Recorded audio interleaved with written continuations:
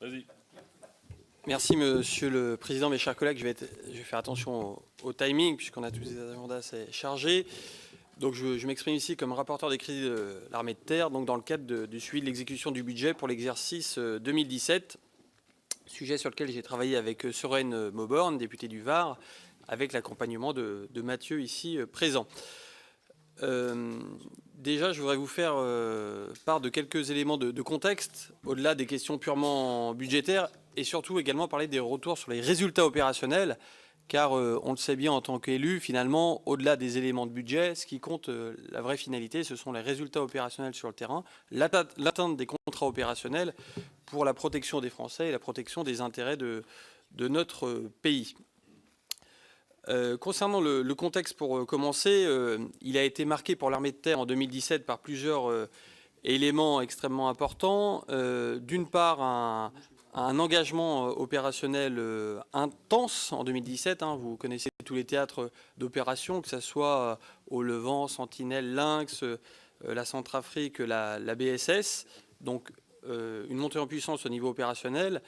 Deuxième point également très important, la réforme du plan de MCO terrestre qui s'est conclue par des marchés globaux avec des obligations de résultats pour les industriels, que ce soit en termes de réparation ou de livraison des pièces.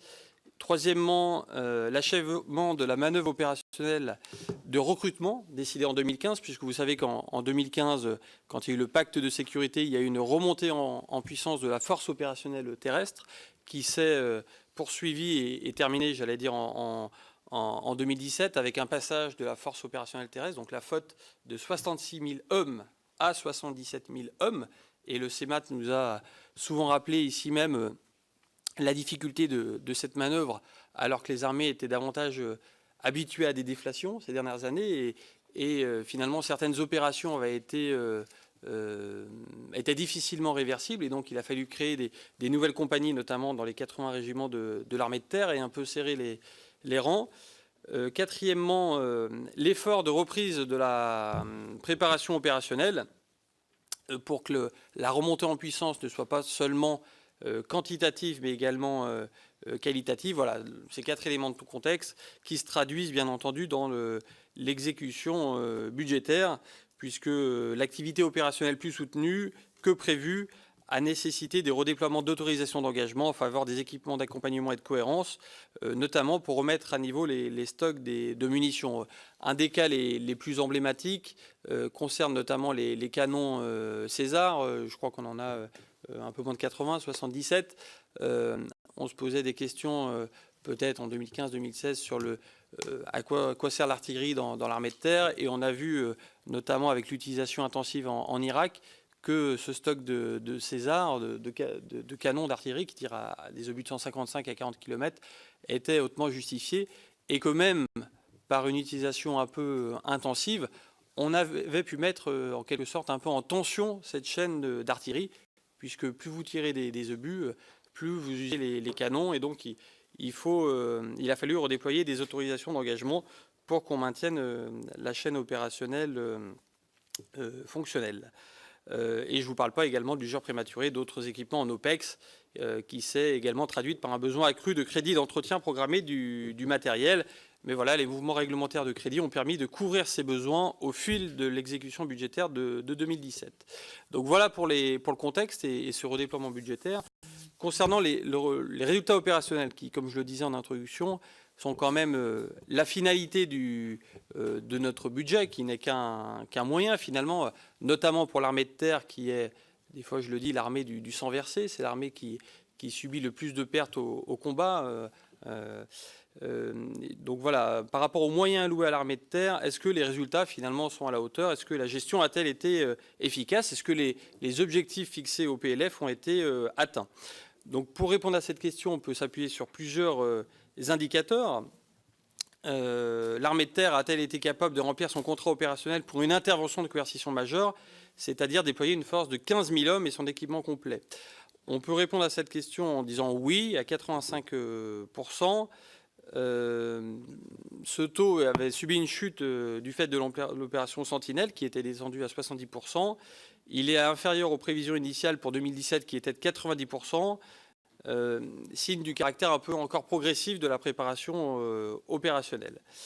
Donc voilà, ce contrat d'intervention n'est pas tout à fait honoré en 2017, mais remonte en puissance progressivement. Autre indicateur, l'armée de terre par rapport à son contrat opérationnel de gestion de crise, c'est-à-dire tenir son dispositif d'alerte sur le territoire national et engager jusqu'à 7000 hommes sur 2 ou 3 théâtres. Est-ce que cet indicateur est atteint?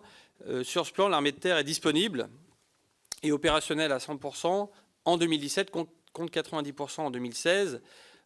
Donc les renforts d'effectifs ont été salutaires sur ce point-là et ont permis de réarmer en 2017 l'échelon national d'urgence. Vous voyez la capacité qu'on a à mobiliser des hommes.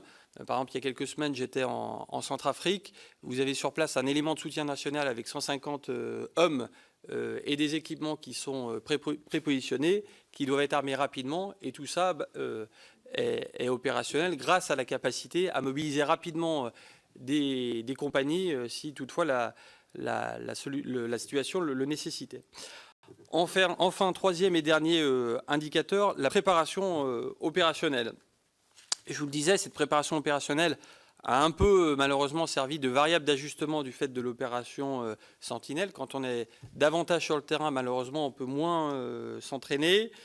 Mais la remontée en puissance des effectifs permet un redressement de ces activités. Je note une augmentation de plus 13% par rapport à 2016. Mais les résultats sont encore malheureusement en dessous des objectifs, avec 81 jours de préparation opérationnelle, 81 jours, alors que l'objectif est de 90. Donc vous voyez qu'il manque encore 9 jours. Et il faut bien le dire, pour être très honnête, cette préparation opérationnelle, cette reprise est également entravée par une faible disponibilité des parcs de matériel, ce qui prive des fois la capacité de s'entraîner. Sur l'ALAT en particulier, donc l'aviation de légère de l'armée de terre, la préparation opérationnelle reprend également avec une progression de 9% du nombre d'heures de vol par pilote, mais voilà, demeure encore inférieur d'environ 7% aux objectifs. Dernier indicateur pour juger finalement de l'état de l'armée de terre en 2017, la disponibilité technique des matériels, ce qu'on appelle parfois la DTO. La disponibilité des matériels roulants se redresse, notamment, j'allais dire, les équipements les plus rustiques, type les camions GBC 180 par exemple, qui sont relativement simples à entretenir. Par contre, on a 2 points de préoccupation majeurs en 2017 qui sont d'une part, je le citais tout à l'heure, les canons de 255 qui ont été fortement utilisés en Irak, et puis de manière un peu récurrente, la disponibilité technique des hélicoptères. On était avec notre collègue Olivier Betch il y a quelques semaines, il y a une quinzaine de jours à Phalsbourg au premier RHC. D'ailleurs, je ne sais pas si tu as vu, l'hélicoptère dont on parlait a été livré à Gao avec la 400M, en le démontant un petit peu pour faire rentrer dans la 400M. Mais voilà, la disponibilité des hélicoptères, on le sait, de manœuvre est de l'ordre de 40%, soit 20% de moins que l'objectif fixé. Voilà, Monsieur le Président, mes chers collègues, ce que je pourrais vous dire.